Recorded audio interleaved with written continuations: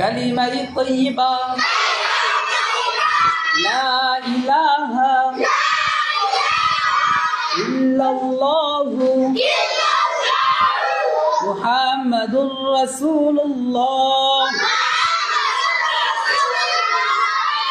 কালিমাই তৈয়বার অর্থ আল্লাহ তাআলা ব্যতীত ইবাদতে উপযুক্ত আর কোন মাবুদ নাই। হযরত মুহাম্মদ মুস্তাফা সাল্লাল্লাহু